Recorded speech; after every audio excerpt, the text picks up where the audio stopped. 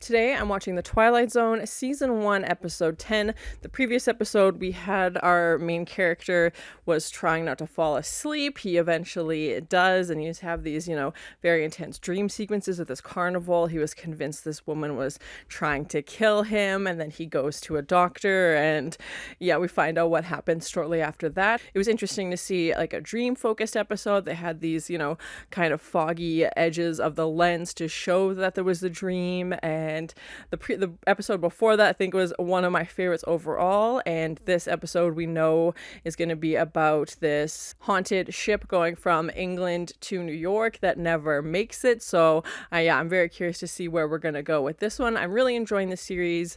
First seasons are typically not the best, but I think these guys have done an amazing job, right out of the gate. So I'm very curious to see where we're going to go in this episode. So thank you so much for sharing in this first time watching with me.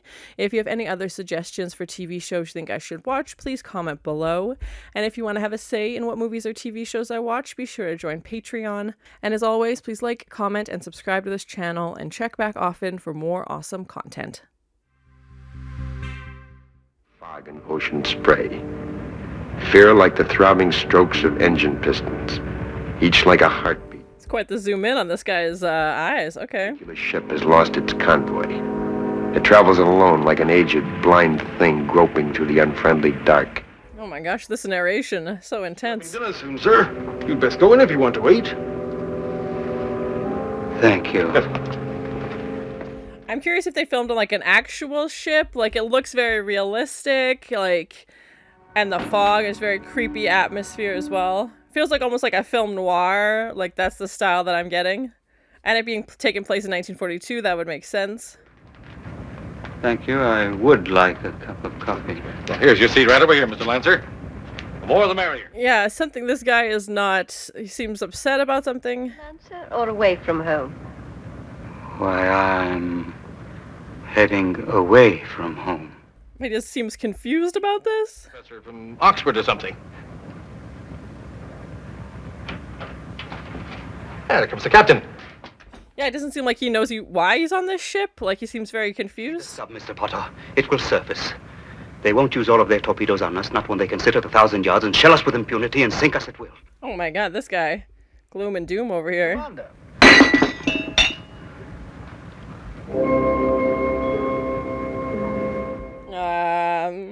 was clumsy of me. Is that what he is? He's definitely not being subtle. Born in Frankfurt. Frankfurt? Frankfurt like in Germany? Yes, Germany. Yeah, he doesn't seem to know what's going on. Not long at all. I have so many questions. Yeah, especially if this isn't a ship meant for passengers. Had it occasionally. Being in a room somewhere and being able to swear that you'd been there before. He's having deja vu. Is he a ghost? Is that what we're going for? Seem to recall getting on this ship. Or anything else for that matter. Yeah, and like the fog is sometimes associated with ghosts as well. I was born in Frankfurt, Germany. I'm in the... In the what? Yeah, is he a soldier? This would be the middle of World War II, so... Disaster out there. Doom. We are being stalked.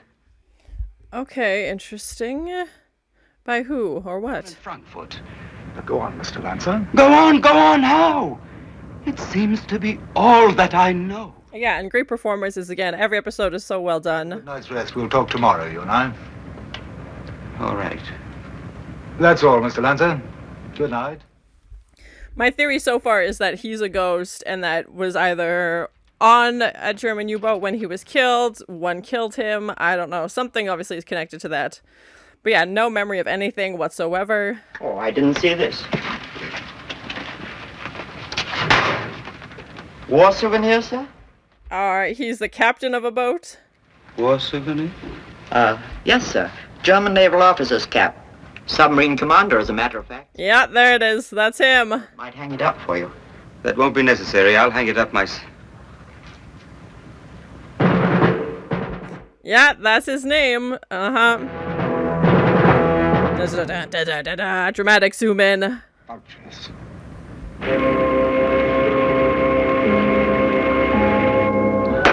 Yeah, I'm curious if they would have used like stock footage, if they would have had stock footage of a boat at this time.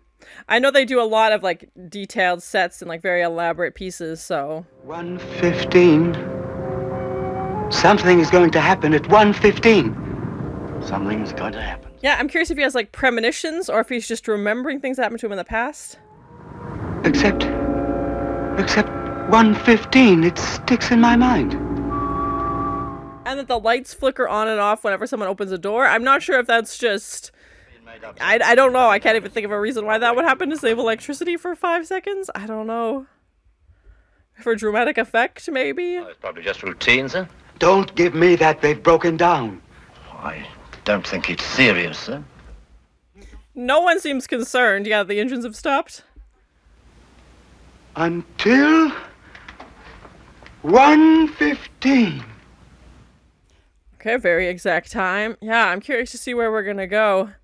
He obviously knows about engines. He was a submarine captain, so... That's what we must do. We must abandon ship, yes! We must abandon ship! Where are they gonna go? Also, whoa, no, he's talking to no one! Is this the bar from The Shining? What's happening?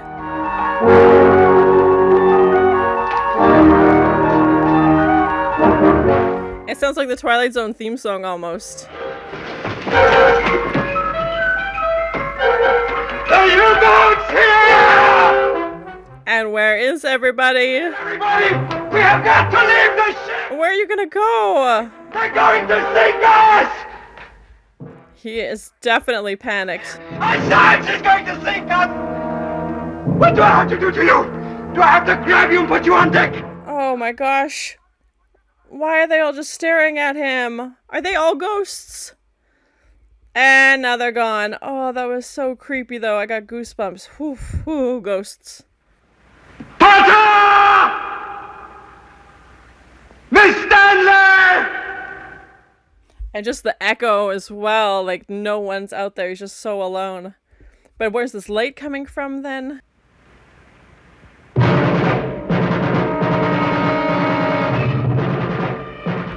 Is that somebody wearing his hat?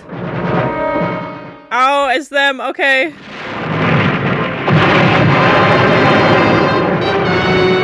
Oh yeah, right! Oh my gosh, another one. Okay. Oh, okay. Oh my gosh.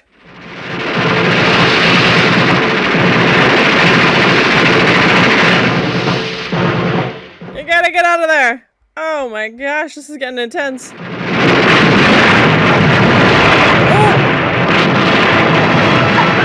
Oh my god, just stuck in that porthole, surrounded by fire. No thank you.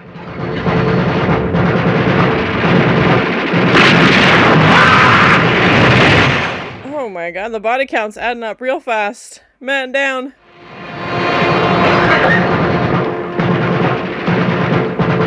Right.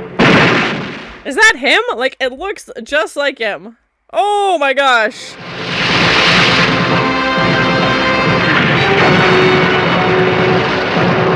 Oh, the little girl's doll.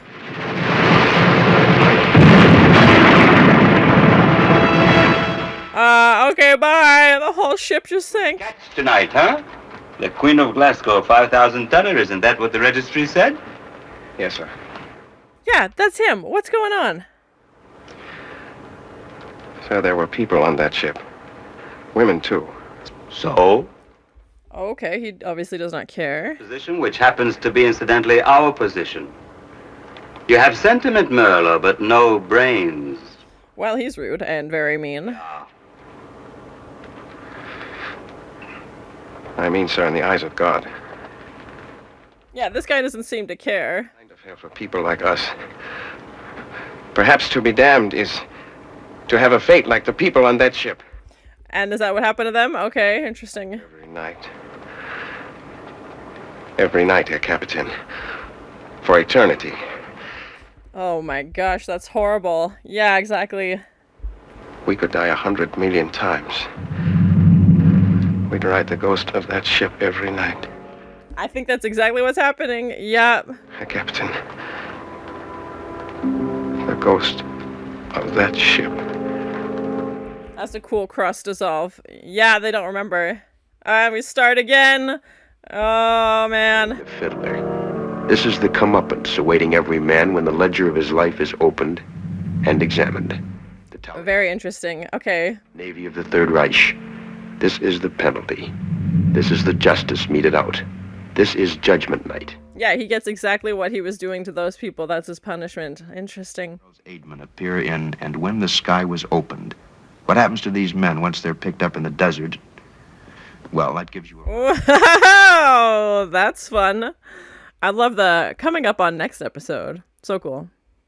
So that was my first time watching The Twilight Zone, Season 1, Episode 10. This wasn't my favorite episode. I don't mean it was a bad episode in any way. I just have seen better episodes, especially given the episode, a couple episodes ago. This one, I feel like it was pretty predictable that he was either a ghost or that, yes, something wasn't right. You could tell pretty early on he had no idea what was happening. Every other passenger kept asking him questions. They're asking to see his passport. They're trying to ask him questions, and he just has this very, dazed look on his face. I don't know if the ending is meant to be interpreted that when he dies, this will be the life, that he's living, just this constant, cycle of being on this boat, or that while he's alive, they say every night you're going to be on the ship. So I don't know which one they implied, but either one sounds like a terrible fate to me. Or maybe they meant both, that, this was going to be his nightmare every night, and then when he passes away, he's just going to keep living that. They said for like 1,000 nights, it's just till eternity. So I'd assume it would mean when he's passed away, because obviously eternity is forever. But yeah, it was interesting to see kind of both sides of this character, starting off with him on the ship. Again, I'm very curious to find out if that's a real ship. I guess they could have used miniatures for it, but I know the show puts a lot of time and effort into the sets. And again, especially for an anthology, like that's a 22-minute episode, and for them to put so much time and effort into making something feel real, like it looked like a real boat, in the fog. We don't have any crazy wide shots, so maybe it's in like a smaller pool or something, I'm not sure, but still really well done. And, the fog surrounding it and all of these elements, and to have Carl, at the beginning, he doesn't really know what's going on, deja vu, he's trying to talk to everybody, nobody can really give him answers, he sees the hat with his name inscribed in it as he's, unpacking and settling in, and he knows a lot about ships, and he's like, the engines don't sound right, like clearly has experience, being on board a ship, and obviously finding out that he's the captain, and then cut to him being this very ruthless captain, and, even one of his, employees comes to talk to him, he's basically like, why do you care that there's people on board? And, his employee is worried that, that they've done, damage, and they do mention that the ship wasn't meant to carry passengers, so maybe they thought nobody would be on board when they attacked, but still, even when he finds out that information, he's not feeling remorseful, he's not really showing any compassion, and to have that karmic fate basically of like, you did this to other people and now you get to spend eternity being as scared as they were, and he knows the exact time it's going to happen, and to have this, very ruthless captain who's, doesn't care, he's just set on his goals basically, and then to have that same person, how different he would behave if he was in their shoes, I think is a very interesting approach, and, showing that, what you put out is what you get back, and, the way that you treat people comes back to you, and he's not thinking about that at the time, obviously, and to know that every night he's going to be stuck living this nightmare of fear, and even before they're attacked, he has this big sense of dread, they do that very dramatic zoom in on his face, and he's very, the furrowed brows and the, frantic eyes, like he has no idea what's going on, he has no idea how he got there, and then on top of that, this sense of doom that something is coming their way and they don't know what to do, and, he's trying to tell everybody to get off of the boat, and the shot that gave me like the most goosebumps is when we see him frantically running down the corridors, trying to save everybody, telling them to get off the boat, like opening doors, and just screaming, like he is full on panicking. It is not a, hey, like I think we should get out of here. It's a full on, like we need to go now. And to have that shot of everybody standing there against the wall, I was like, okay, not only do I think he's a ghost, but I think they're all ghosts, because that would not be a normal reaction if you were a human being, you know, who's afraid and alive, you know, you would be asking him questions or trying to escape. But just that very stoic shot of all of them against him. And then, of course, when he looks back in a second, they're not there. And, you know, he mentions that that girl looks familiar because obviously he's seen this before. He's lived this nightmare before and is going to continue to live that for eternity. And, you know, it'll always be 1942 for him. And again, I'm not sure if that means he dies in the war and this is what he lives out, or whenever he passes away, this is the fate that he's stuck living for forever because of the things that he did, you know, during the war. He's forced to relive these, you know, horrible events. And the fact that he gets to know the people that he was responsible for unaliving, like he's sitting down with them, they're offering them coffee, you know,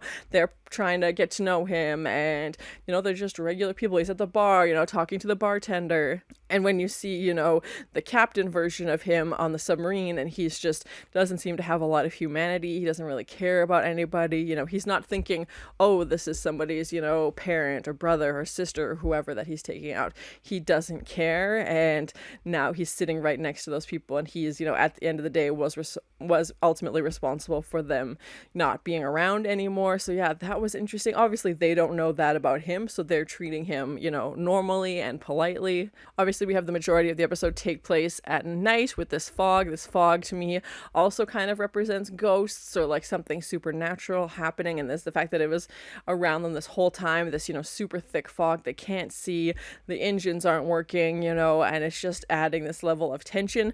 Again, I do feel like it was pretty predictable that we were going to involve ghosts, and even the setup from the previous episode, they mentioned this haunted man, whether that was, you know, he's figuratively being haunted or he's literally, you know, a ghost haunting people. But I was curious to see if they meant more the ship, like was there going to have the ship itself was going to have some, you know, passengers that were lingering in the halls that weren't there anymore, which I guess technically we did, but this entire scenario isn't actually happening in real life. It did happen, and now he's just stuck reliving this memory over and over and over for eternity, which I think is terrifying. And again, to me, the moral of this is, you know, what you do is going to have repercussions, and him not caring about what happens to these people, obviously, you know, his karma for that is being stuck, you know, having to face the same terror and fear that they felt, you know, the night that they died, and, you know, the fire and the gunshots, and like, you know, he's like, we attacked them with no warning, and he's like, well, we don't want to give away our position, like, you know, all these complications that war brings to it. And yeah, the fact that he just doesn't care. And I think the performances were great. Again, I don't recognize any of the actors. I apologize, but every episode is so well done, and it always blows me away because to me, an anthology series in present day doesn't really have the star power to bring in bigger names, because it's like, hey, come in for an episode and you're done. Typically bigger stars want longer of a commitment. They want to be the star. They want multiple episodes, all of that stuff. So to get these really great performances from these actors, so maybe you'd end up with like a B-list actor or a C-list actor or something like that, which is still great. But to me, this just feels like these performances are so convincing. You know, when he is standing on the boat looking down at himself on the submarine, you know, how bizarre would that be? The version of him on the submarine doesn't recognize him.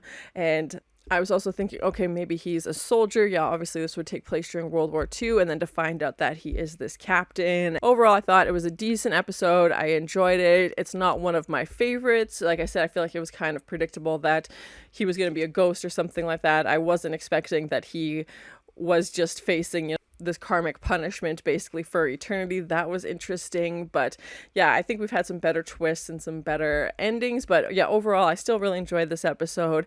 Interesting, you know, change of scenery. We're on this boat, so I'm curious to see where we're going to go in the next episode with these people traveling back from space, landing in a desert. And we had a Rod Serling disappear in his chair while he was giving, you know, his on the next episode little piece. So yeah, very curious to see where that's going to go. So thank you so much for sharing in this first time watching with me. If you have any other suggestions for TV shows you think I should watch, please comment below. And as always, please like, comment, and subscribe to this channel, and check back often for more awesome content. Yeah, it doesn't seem like he knows why he's on this ship. Like, he seems very confused. Dramatic zoom in. Yeah, I'm curious if he has like premonitions or if he's just remembering things that happened to him in the past. No one seems concerned. Yeah, the engines have stopped. Oh my god, just stuck in that porthole, surrounded by fire. No thank you.